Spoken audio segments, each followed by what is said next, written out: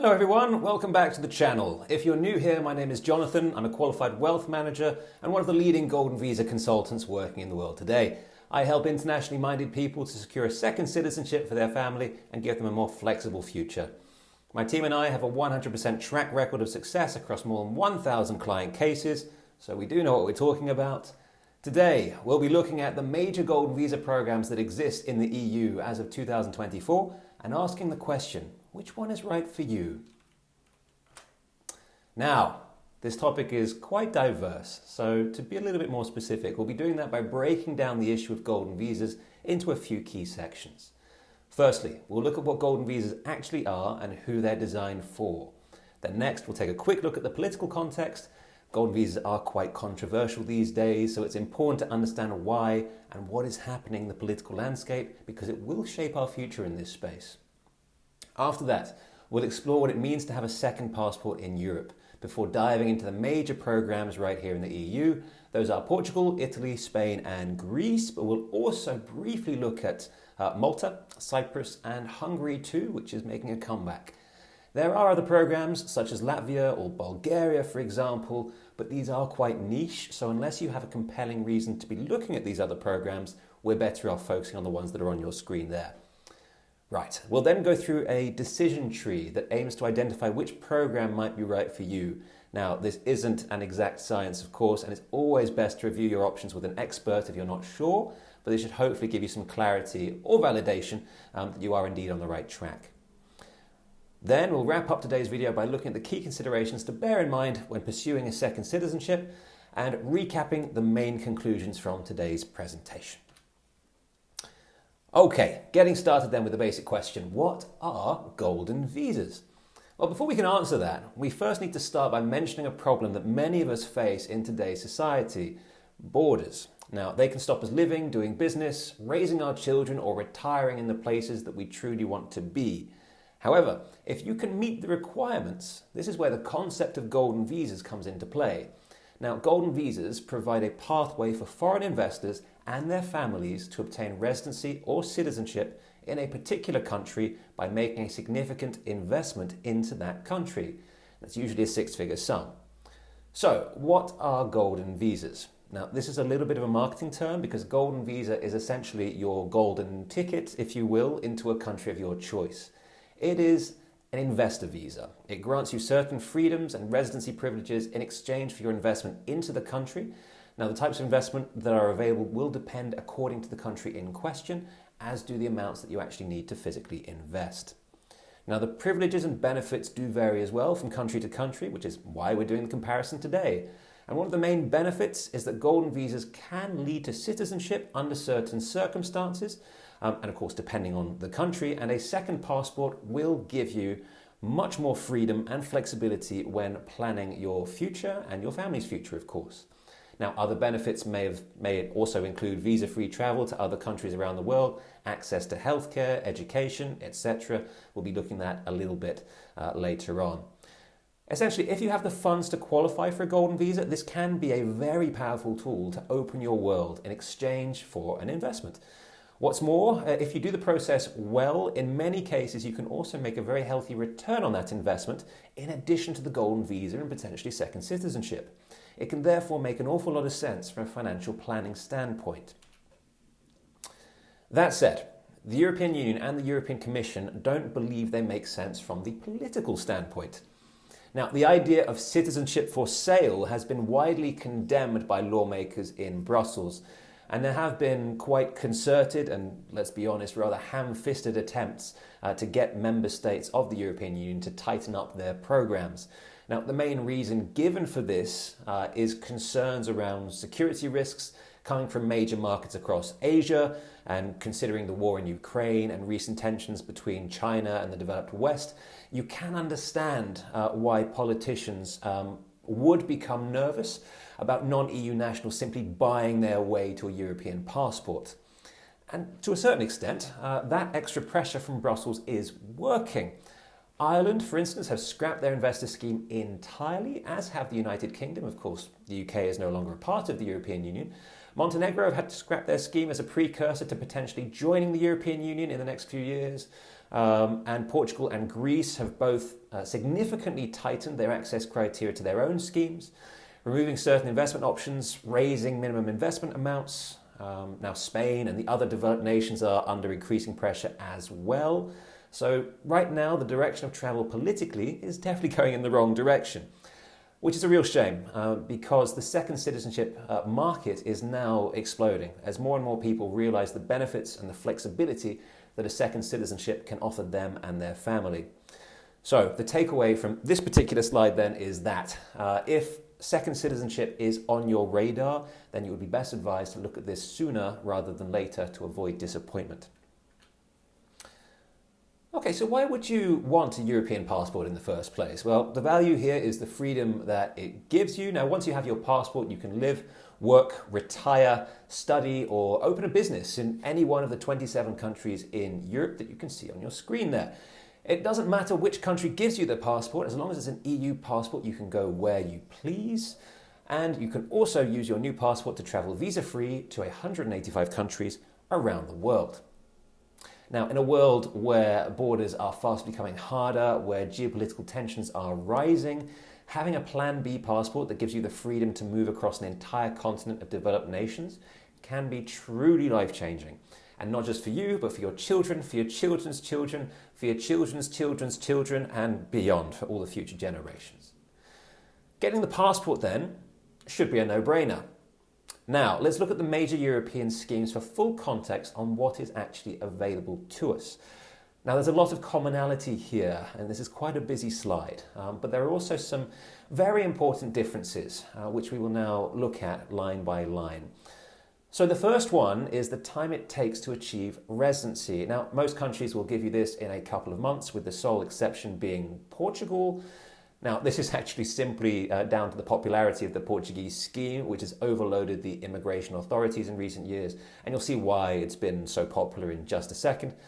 But it does mean that Portugal does stick out like a sore thumb in this regard. Now, we're not including Malta in this particular part of the conversation, as that is a straight donation to citizenship. And that takes around 6 to 9 months, but that is a very large donation, not an investment. So with Malta, we're not really comparing apples with apples, but it is important to have on our radar for full context. Now, Portugal does tend to stand out when we look at the physical stay requirements, but for a different reason. Most EU Golden Visa programs require you to physically become a tax resident and live most of the year in the country in which you're looking to achieve citizenship. Now, that's not the case in Portugal, which does require physical stay of just 1 week per year to qualify for citizenship. Portugal, incidentally, also offers the shortest timeline to citizenship, again excluding Malta, and that's at just 5 years, compared to 7 to 10 years for the other major EU programs. Okay, if you're investing for a second citizenship, it is rather important that your chosen country offers dual nationality. So the major EU programs do, with the notable exception of Spain. So just watch out if you were thinking about the Spanish program and weren't aware of this. You can get a permanent residency there, but unless you come from an ex-colony such as Mexico, for example, or the Philippines, you cannot get dual citizenship with Spain. You would have to renounce your current citizenship. Minimum investments. Now, these can vary from €250,000 in Greece and Hungary, slightly more for Cyprus at 300,000 and 500,000 in the Western European states. In all cases, you can include dependent children and parents, although the cost of including them does vary by country. And as we said, the only options where tax residency are not required are Portugal and Malta. Now, in all cases, you can have access to healthcare, education and employment opportunities by being a citizen of these countries, so we won't dwell on that. Let's focus rather on the differences.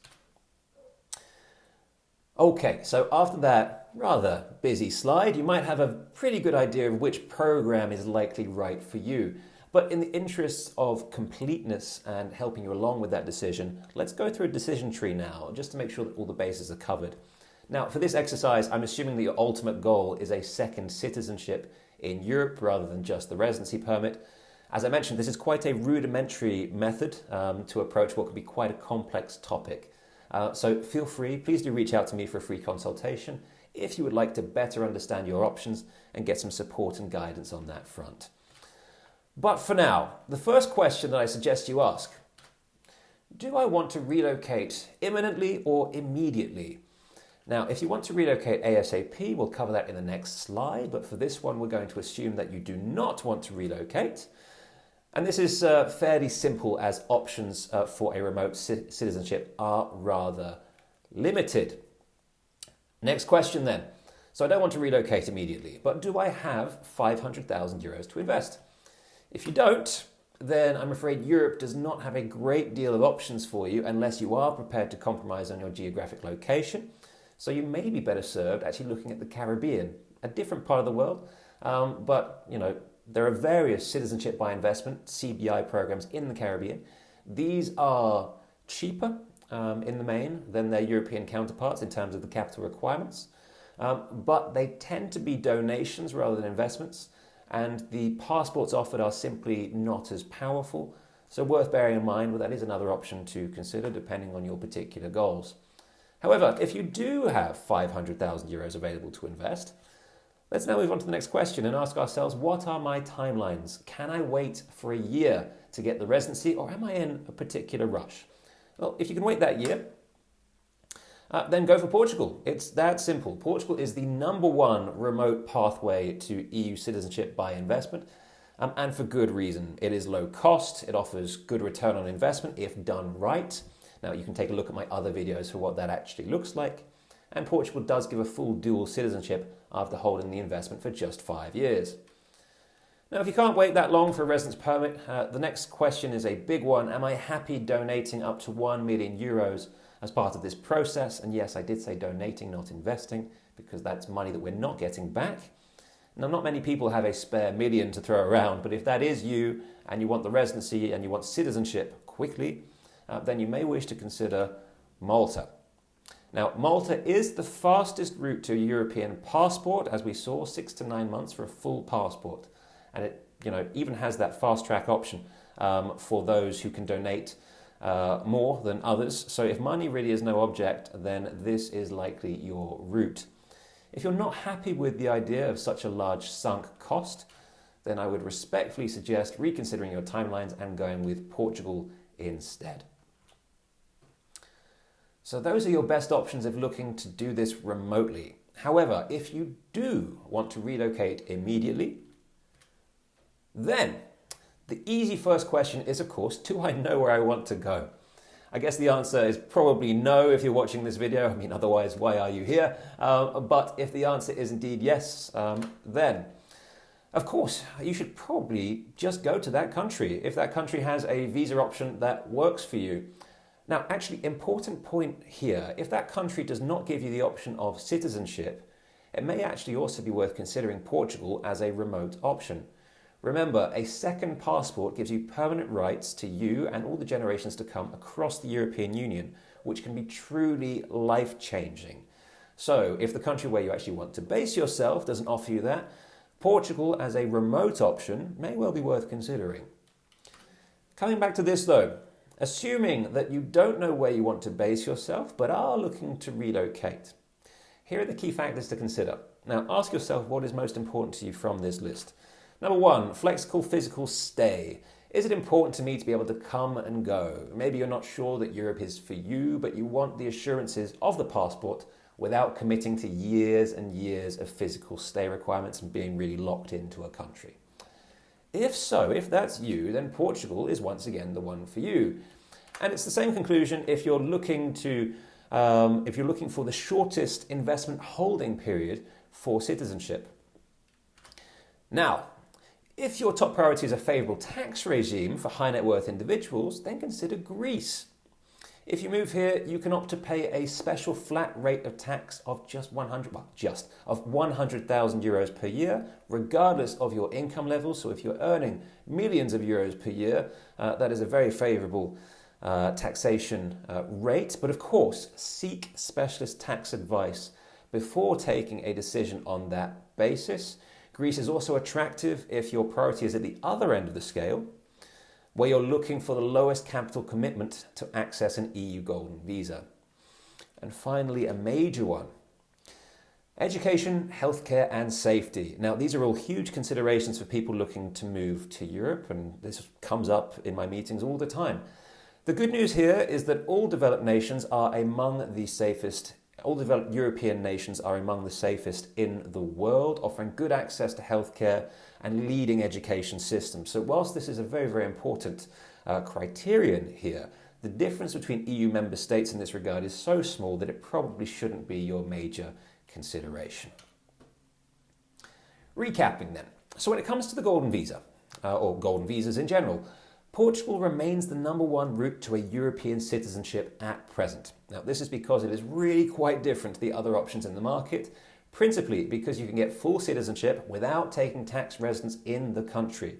You only need to stay there for 7 days per year on average, and the fact that you become eligible for the citizenship after just 5 years is very, very compelling. This is the shortest investment holding period in the market, as we've just seen. Now, Greece runs a close second to Portugal, but it does have a number of limitations that you do need to bear in mind. Namely, you must become a tax resident there, and there's an extra 2 years of investment holding period before you can actually qualify for the citizenship. That said, it offers the lowest capital requirements in the market and has a flat rate tax option for those of you with very high incomes.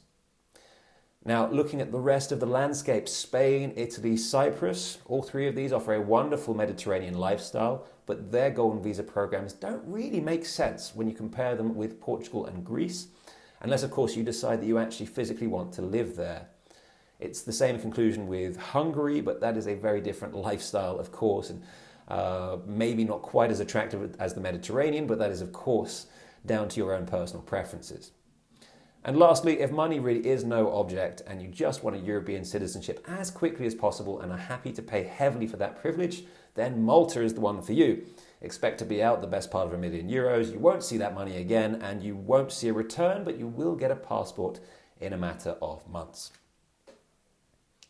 Okay, so hopefully that's helped you understand the landscape in 2024 as regards the European Golden Visa programs. But before we wrap up for today, a few considerations I'd ask you to bear in mind before you end up moving forward with your own Golden Visa. Firstly, does my current nationality actually allow for second citizenship? It's best to have clarity on that before starting, as places like China, India, Saudi Arabia don't technically allow their citizens to hold a second citizenship.